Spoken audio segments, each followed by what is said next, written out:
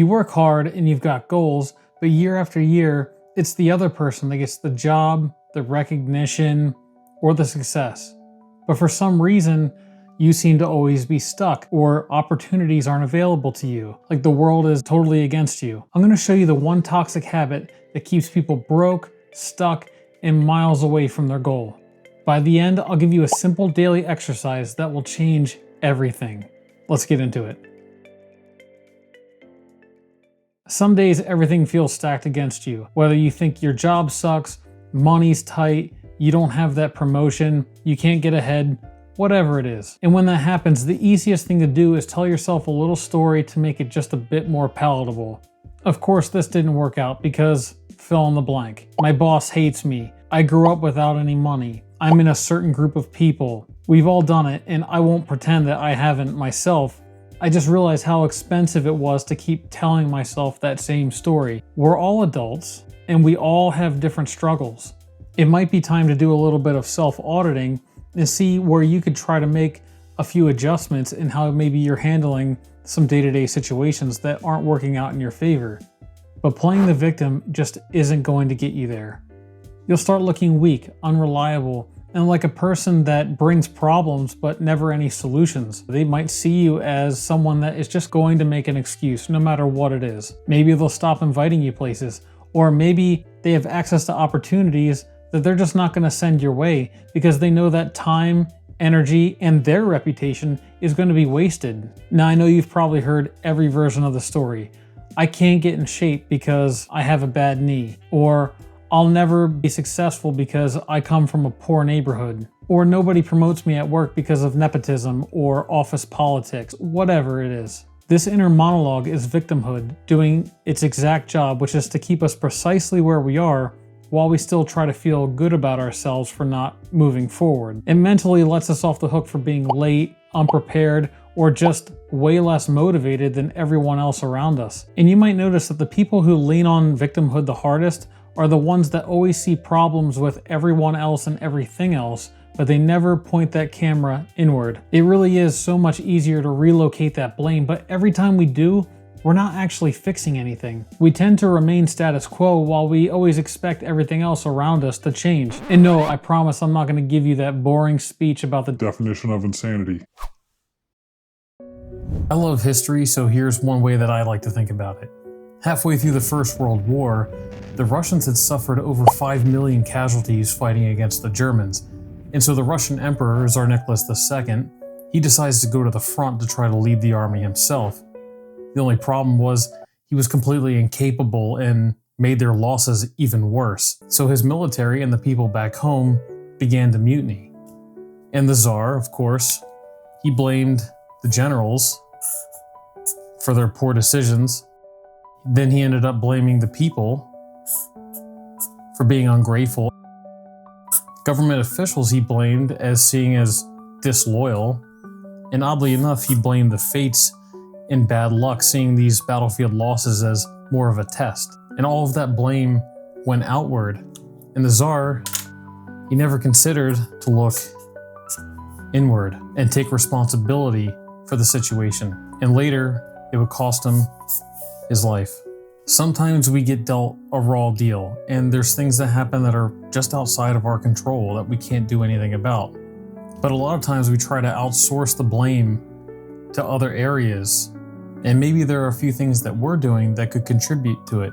Or maybe there's something very simple that we could be doing to pull ourselves out of that situation.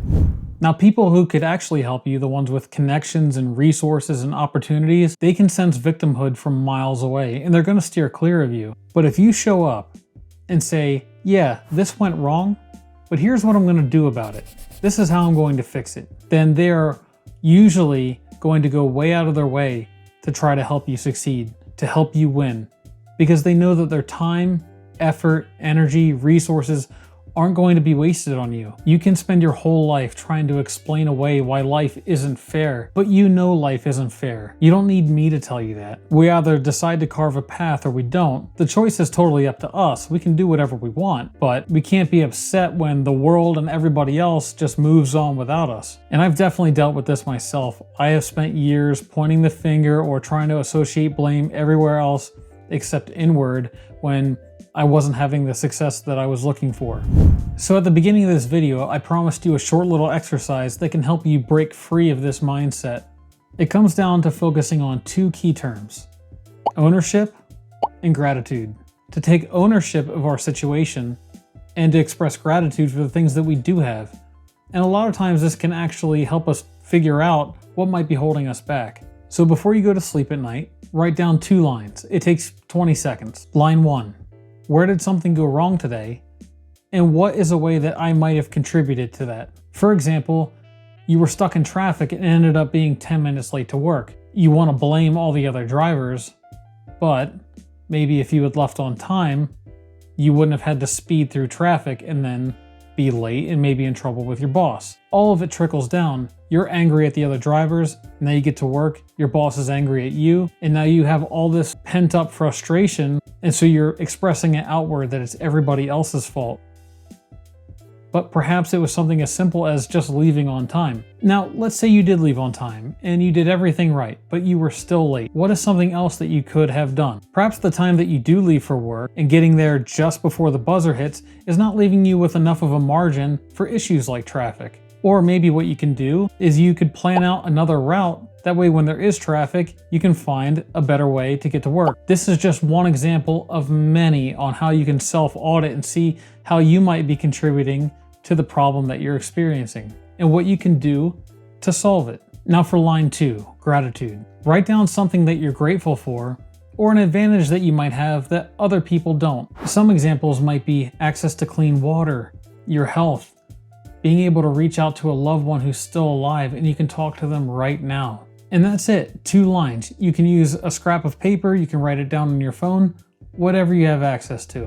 But by applying the concepts of ownership and gratitude, you can really start to understand how you might be able to solve the existing problems in your life and be able to move forward and break past a lot of the barriers that you thought were in the way that you can actually solve on your own. And at the same time, you can take inventory of all the good things that you do have going on that you can lean on that other people might not have. And then you realize that you had no need for the victim mindset because you're actually doing a lot better than you think. If you do this exercise for 30 days, that victim voice in your mind is going to get very, very quiet. You'll start showing that you take responsibility and accountability, and people will start to trust you more, and they'll want to invest time in you. They'll see you as a person that navigates the world not as a victim, but as someone that faces hard times like everybody else does.